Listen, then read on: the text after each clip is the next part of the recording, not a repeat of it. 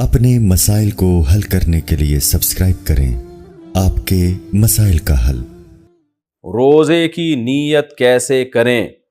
روزے کی نیت کیسے کی جاتی ہے؟ اگر سحری میں آنکھ نہ کھلے تو روزے کا کیا حکم ہے؟ دیکھیں، روزے کی نیت بس دل میں کی جاتی ہے۔ رمضان میں تو سب کی نیت ہوتی ہے، جو سحری کر رہا ہے تو اس لیے کر رہا ہے نا کہ روزہ رکھے گا، تو اتنی نیت کافی ہے۔ یہ جو مشہور دعا ہے وہ بھی صومی غد نویت من شہر رمضان، یہ کسی حدیث سے ثابت نہیں ہے، تو بس دل میں نیت کافی ہے۔ تو البتہ جو قضا روزہ ہے نا، قضا روزہ رمضان کا، جب آپ قضا روزہ کریں تو پھر نیت صبح صادق سے پہلے ضروری ہے۔ اور اگر قضا روزہ نہیں رکھ رہے، نفلی روزہ رکھ رہے ہیں یا رمضان کا روزہ رکھ رہے ہیں رمضان کے اندر، تو پھر نصف النہار سے پہلے بھی نیت کافی ہے۔ نصف النہار کا مطلب یہ ہوتا ہے صبح صادق سے لے کے غروب آفتاب تک جتنے گھنٹے بنتے ہیں نا، تو آدھا ٹائم گزرنے سے پہلے جیسے روزہ اگر 14 گھنٹے کا روزہ ہے تو صبح صادق سے لے کے 7 گھنٹے گزرنے سے پہلے تک آپ روزے کی نیت کر سکتے ہیں۔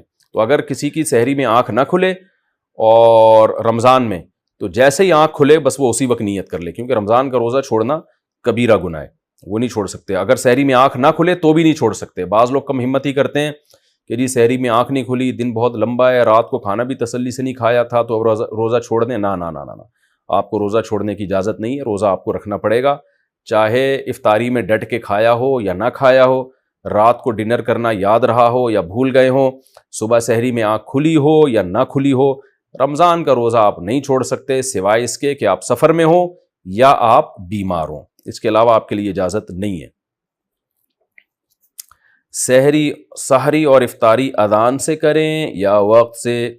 سحری اور افطاری کا تعلق اذان سے ہے یا وقت دیکھ کر سحر و افطار کرنا چاہیے؟ وقت سے اس کا تعلق ہے، اذان سے نہیں ہے۔ اذانیں بعض دفعہ غلط ہو جاتی ہیں۔ بعض اہل حدیث حضرات یہ کرتے ہیں کہ سورج ابھی آدھا غروب ہوتا ہے تو وہ اذانیں دے کے سب کا روزہ توڑوا دیتے ہیں، خراب کر دیتے ہیں۔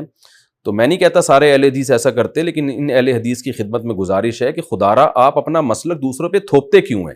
اگر آپ کی رائے یہ ہے کہ آدھا سورج غروب ہونے پر افطار جائز ہے تو آپ کر لیں، لیکن آپ اذان دے کے سب کے روزے توڑوا دیتے ہیں اور اپنی رائے سب پہ مسلط کرتے ہیں، تو یہ بہت غلط ہے، یہ بہت زیادتی ہے۔ یعنی آپ اختلافی، آپ ایک مسئلہ ہے تو اس میں اپنی رائے زبردستی ٹھونس کیوں رہے ہیں آپ دوسرے کے اوپر؟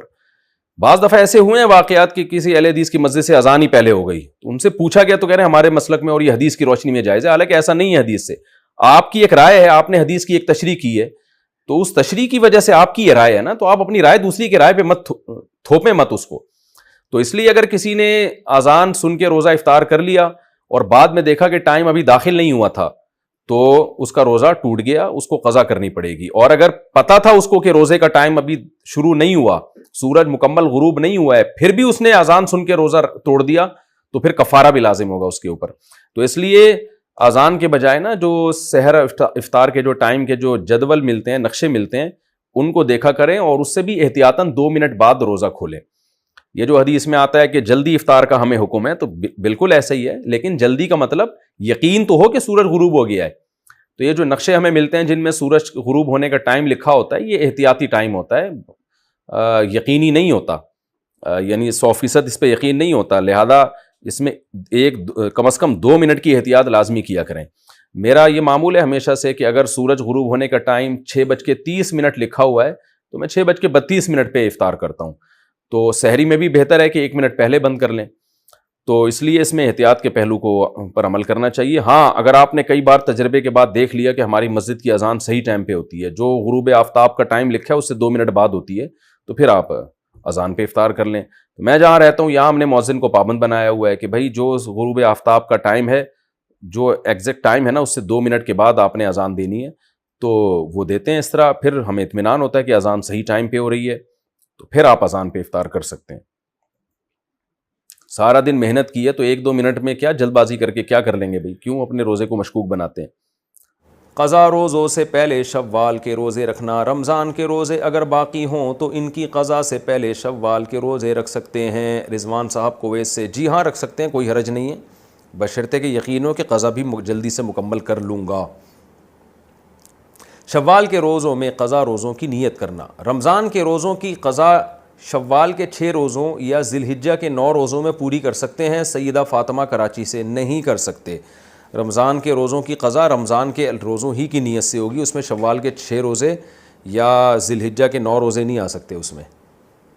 منت کے روزوں میں قضا روزوں کی نیت کرنا, کیا منت کے روزے میں رمضان کے قضا روزے کی نیت کر سکتے ہیں؟ حمنا خان جی نہیں کر سکتے. منت کے روزے بالکل الگ ہوں گے, رمضان کے قضا روزے بالکل الگ ہوں گے. عید کے بعد صدقہ فطر ادا ہو جائے گا. عید تک کوئی مستحق تلاش کرنے کے باوجود نہ ملے تو عید کے بعد ادا کرنے سے صدقہ فطر ادا ہو جائے گا. تنوید خار انڈیا سے, جی ادا ہو جائے گا, کوئی حرج نہیں ہے اس میں. بہتر تو یہ کہ اس سے پہلے دیں. مرحوم کی طرف سے روزے رکھنا, کوئی شخص فوت ہو جائے اور اس کے ذمے روزے باقی ہوں تو کیا اس کے وارث کی طرف سے روزے رکھ سکتے ہیں؟ شمس الحق دبئی سے. اس بارے میں دلائل متعارض ہیں.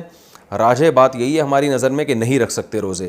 ہاں اس نے روزہ رکھنے کی, روزے کے فدیے کی وصیت کی ہو, میت نے اگر وصیت کی ہو تو پھر 1/3 مال میں سے اس وصیت کو پورا کیا جائے گا, اور اگر وصیت نہیں کی تو پھر فدیہ بھی نہیں دیا جائے. یہ فدیہ دینا بھی لازم نہیں ہے.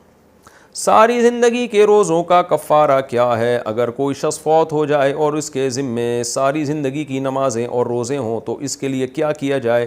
کیا اس صورت کے لیے کوئی ہیلہ وغیرہ ہے؟ زینت علی, کوئی ہیلہ نہیں ہے, بس توبہ استغفار کریں. اگر اس نے وصیت کی تھی فدیے کی تو وصیت پوری کر دی جائے, اگر وصیت بھی نہیں کی تھی بس توبہ استغفار کیا جائے اس کے لیے.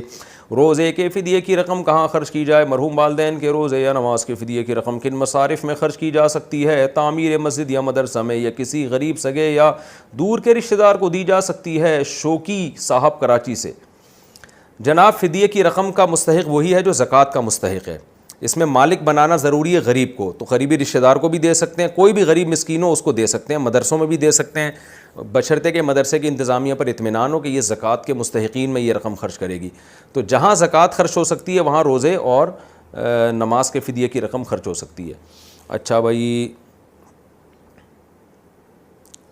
8 سال کے سجدہ تلاوت کی قضا کا طریقہ. اگر کسی شخص نے پچھلے 8 سالوں سے اب تک لا علمی کی وجہ سے سجدہ تلاوت ادا نہ کیا ہو تو کیا حکم ہوگا؟ عرفان صاحب دبئی سے. ادا کر لے, اندازہ لگا لے کہ کتنے سجدے ہوں گے میرے ذمہ. بہت زیادہ 1000 ہوں گے, 2000 ہوں گے, تو روزانہ 4 5 6 7 8 10 سجدے کر لے, انشاءاللہ تھوڑے دنوں میں پورے ہو جائیں گے. تو کوئی بہت زیادہ ٹائم تو نہیں لگتا سجدہ کرنے میں. اور ثواب کتنا ہے سجدہ کرنے کا؟ حدیث میں آتا ہے جو ایک سجدہ کرتا ہے اللہ اس کا ایک درجہ بلند کرتا ہے, اور ایک گناہ اللہ اس کا معاف کرتا ہے. روزے کی نیت کا طریقہ. روزے کی نیت کا کیا طریقہ ہے؟ کیا روزے میں زبان سے نیت کرنا ضروری ہے یا دل میں نیت کر لیں تو وہ بھی کافی ہوگا؟ حماد احمد چکوال سے. دیکھیں دل میں نیت کافی ہے, اور وہ ہوتی ہے جب آپ صبح رمضان میں سحری کے لیے اٹھتے ہیں تو کیوں اٹھیں آپ, اور کیا کرنے کے لیے اٹھیں اس وقت, ورنہ کون اٹھتا ہے اس وقت کھانا کھانے کے لیے. تو دل میں نیت ہوتی ہے وہی کافی ہے. یہ جو مشہور دعا ہے وہ بصوم غد نویت من شہر رمضان, یہ کسی روایت سے ثابت نہیں ہے, اس کو چھوڑ دینا چاہیے. دل کے ارادے کا نام ہے تو بس وہ کافی ہے.